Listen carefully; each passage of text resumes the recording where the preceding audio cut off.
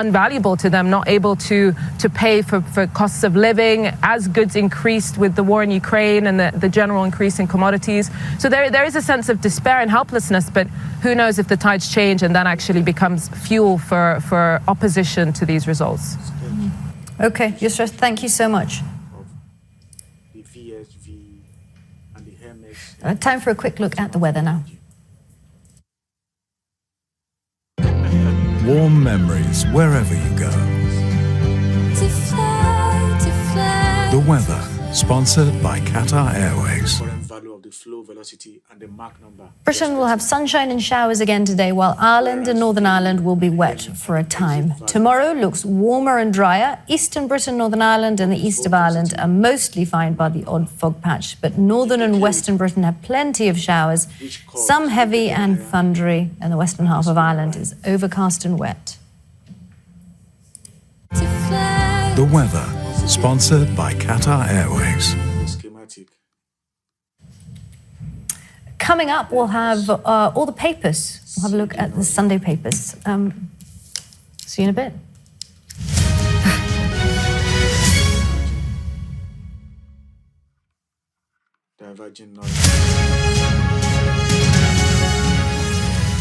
This is, as you said, a tremendous breakthrough and really the beginning of a new era of fertility treatment in the UK.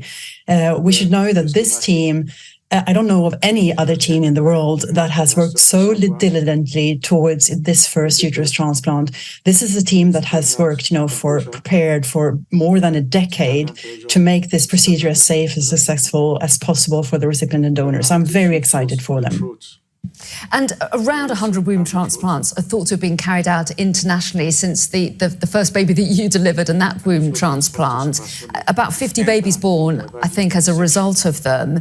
But what was it like to be there at the first?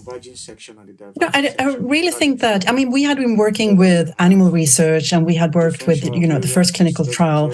But until you stand there in the delivery room and you really see the eyes of the parents and you hear the first screams of the baby, you don't really know that it's happening. You can't believe that this is actually happening. It was quite remarkable. I remember we delivered him in the middle of the night and walking out of the theater, it was really almost like it didn't happen. We couldn't believe it, even if we were there and we'd seen this happen.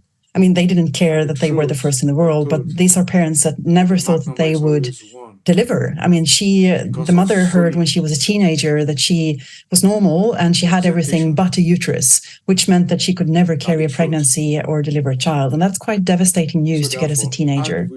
This is a very, very new field, to say that first. And we are working quicker and quicker and getting safer and safer with this procedure. And the long surgeries that we had in the beginning and that maybe new teams still have, they are coming down. So the procedures are less extensive now with a couple of years under our belt, but they are still complicated. This is a donor surgery where nothing can go wrong. We have a living donor that she signs up for surgery that is not life-saving for her. It doesn't give her anything. She donates this womb to another woman so that woman can experience pregnancy and childbirth. So we really can't take any risks. So we are going slow and we're taking extreme precautions to make it as safe for the donor and recipient as possible.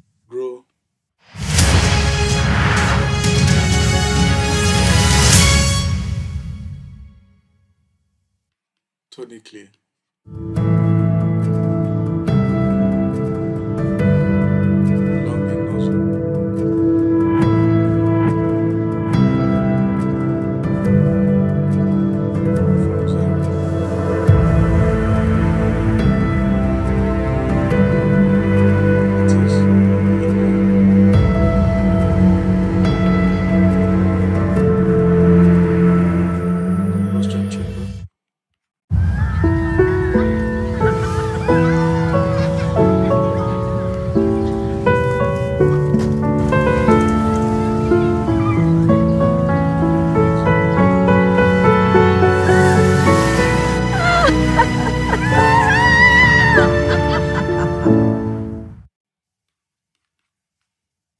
Do you know what kind of pollen gets up your nose?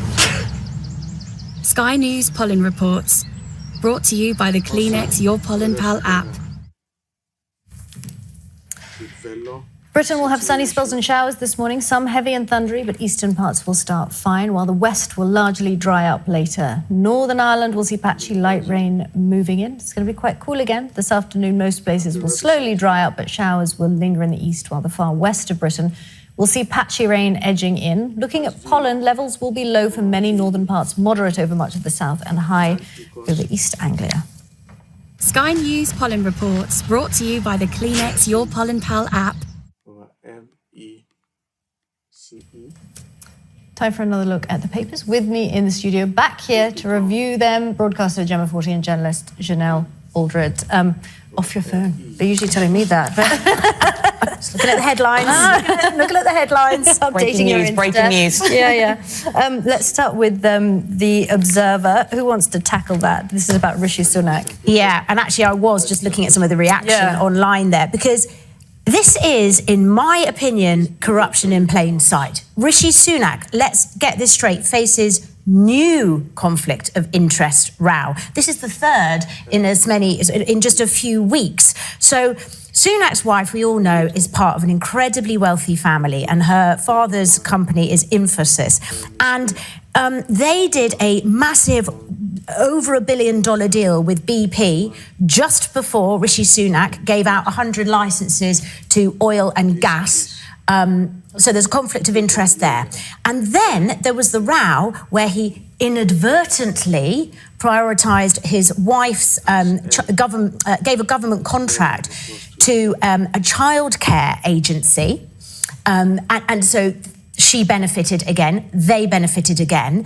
And now, just before the G20 summit in New Delhi, it looks like if there is a trade deal done with India, again, who could benefit here? Not necessarily the British people, not the people who Rishi Sunak should be working on behalf of as our Prime Minister, but Infosys, because they are part of, hang on a minute, the UK's work visa system. Okay, so Indian IT companies, including Infosys, already among the biggest users of the UK's work visa system. So if a deal is done and it includes a lot of migration over here, he will be making money out of it. Now how is that acceptable? How are we being all right with that? That is corruption in plain sight. And it just begs the question, who is Sunak working for? Is he working for us, or is he working for himself? I'm sure he'd say he's working for us. I think he would say that, but what do you think? In my opinion, I mean, I think this has been a steadying trend that we've just seen growing and growing and growing. I think from COVID until now, we've really seen a lot, especially, and on things on both sides of the house as well. You know, there's been other things going on in other parties, but we've really seen with the Conservatives the appearance that their friends, their families tend to be the main beneficiaries of VIP lanes, fast tracking, and all of those things. And I think we're at a point now where we say they don't seem to be able to govern themselves. And this is the third probe. He's been Prime Minister for how long? I'm not quite sure. 5 minutes. 5 minutes. Longer than Liz Truss. But I think even the appearance of evil or even the appearance of corruption is something that they should be avoiding. So I think if I were him and this was my family's business, I would be going above and beyond to be saying to them, look, maybe sit this one out, or, you know, and I guess one thing to say, okay, well, if their family has this business, how they make their money, that's how they make their money. But when you're in the position of power that he is, the power dynamic, it's all wrong. So I think even the way it looks, even if there was nothing untoward, it looks bad. And if he wants us to think that he's trustworthy and above all of this, he said he would be and accountable, then he needs to think about how that looks, and it doesn't look great for him. It begs the question as well, how much money is enough? Oh, that is the question. If we can answer that question, we'd be rich. Okay, let's look at the Mirror front page. This is about Lucy Letby. We're not mentioning any names at all.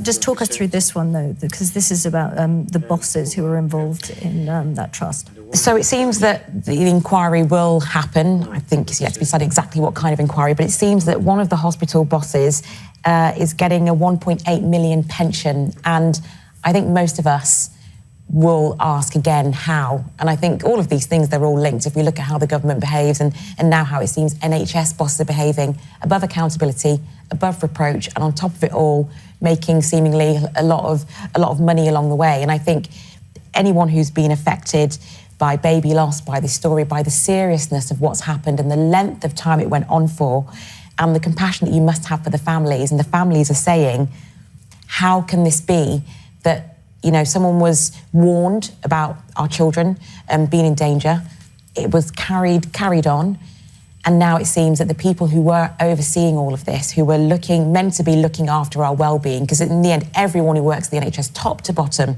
that is their job, health and well-being of the nation. How is it that when this happens, actually they walk away, not just without the job, but they do walk away with a massive pension, 1.8 million. That's the stuff of dreams for most people in this country who do everything right, do everything by the books. I'm not saying they've done anything wrong. The inquiry will decide that. However, it seems unfair. What do you think about the inquiry? We've got about a minute to go. The fact that it will happen quicker, but it won't have the teeth to call those witnesses and demand that they come and... I feel like if there's going to be an inquiry, it should be done properly and that haste isn't the main priority. Even if it takes years. The other thing to say about the inquiry is to an extent, we know what happened, and these inquiries are extortionately expensive. I don't really understand why they can't happen more quickly and be thorough.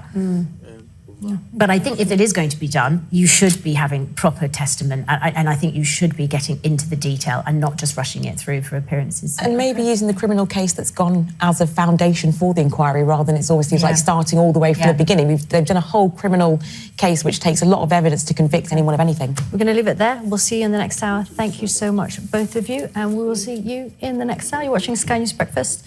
We'll be back in a moment. Two stories. Multiply by C over CA. Which